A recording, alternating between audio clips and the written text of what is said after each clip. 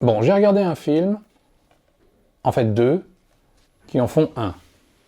Je m'explique. Donc, il s'agit de Theatre of Life 1 et 2, le théâtre de la vie, de Tadashi Sawashima, qui est sorti, ce coffret Blu-ray, chez Roboto Film.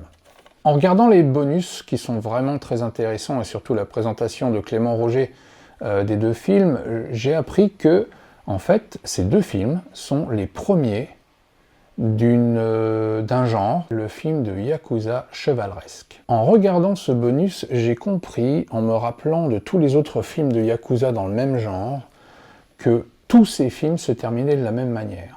C'est-à-dire que le Yakuza enlevait le haut de son kimono pour montrer son tatouage, et il partait avec un couteau de cuisine, ou un wakizashi, ou un katana, aller décimer un clan adverse en entier, et bien sûr le patron, le Oyabun, de ce clan.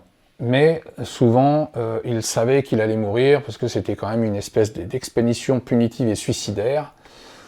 Donc, en général, il y passe aussi à la fin, il meurt, c'est tragique, c'est beau. Et les gens qui allaient voir ces films à l'époque au cinéma le savaient pertinemment. Ils savaient que ça allait se terminer comme ça. Mais ce qui les intéressait, c'était pas la fin, mais tout le cheminement, c'est-à-dire comment on allait arriver à la fin. C'est un petit peu comme un générique de Columbo. On sait qui a tué, ce qui nous intéresse, c'est comment Columbo va confondre l'assassin.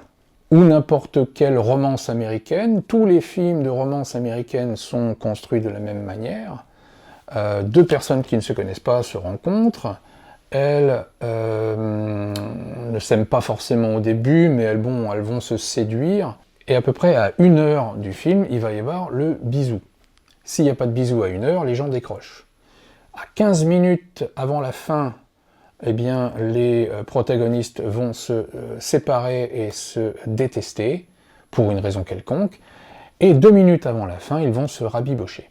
Faites l'expérience chez vous, prenez n'importe quelle romance américaine, allez à 1 heure du début du film, et vous allez voir qu'à 1 heure, il va y avoir le bisou. Ces deux films m'ont donné l'idée de deux peintures.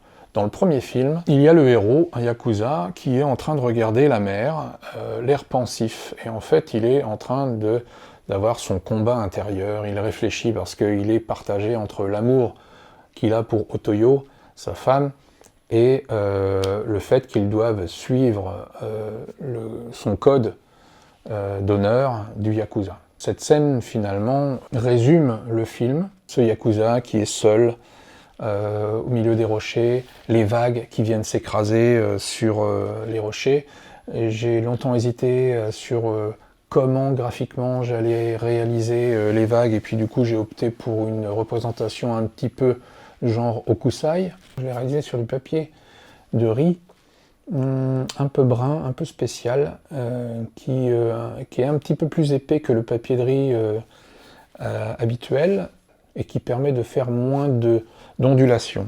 Dans le deuxième film, il y a une scène plutôt graphique, plus graphique que sémiologique, qui m'a intéressé. C'est quand la femme attend son homme sur un petit ponton au bord de l'eau, avec une petite barque à côté, et puis des branches qui tombent comme ça. Ah, et puis je voulais faire une petite parenthèse sur le livret. Bon, déjà le livret est intéressant parce que c'est un essai de Guillaume Reims, mais ce que j'adore, c'est surtout la réalisation, parce que en fait, c'est pas fait exprès, mais c'est un effet de moirage qu'on a. J'explique ce que c'est un effet de moirage. Donc en fait, quand on imprime quelque chose, n'importe quoi, un livre, c'est une impression offset en quadrichromie avec 4 trames de couleurs qui se superposent, et quand on regarde au microscope, on voit que ce sont des petits points.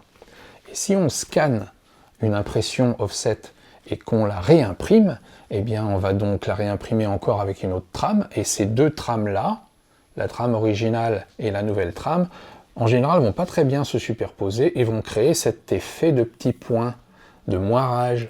Donc, et moi ça me rappelle beaucoup mon enfance, parce que dans les années 80, les magazines de série, les posters qu'il y avait dans les magazines, etc., avaient souvent cet effet de moirage. Et je sais que c'est pas fait exprès, mais je trouve ça génial, enfin je trouve ça super beau, et je trouve que ça lui donne encore, ça lui confère un petit côté sympa, que j'aime beaucoup. J'étais trop content de voir ce petit effet, ça m'a rappelé beaucoup de souvenirs. Et puis, il y a un autre bonus que j'ai trouvé vachement intéressant, c'est le Cinéma Ninkyo de la Toei, un essai vidéo de Pauline Martin. Je l'ai regardé 2 fois, parce qu'il y a beaucoup d'informations, c'est très bien documenté, et moi, pour ma culture perso, j'ai trouvé intéressant de le revoir pour ingurgiter un petit peu plus d'infos, parce que c'est vraiment c'est très intéressant et très passionnant. Et en plus, Pauline Martin, elle a une très belle prononciation des mots et des noms japonais et anglais, donc ce qui ne gâche rien. Theater of Life 1 et 2, c'est un beau coffret Blu-ray qui est sorti chez Robotofilm. Bisous.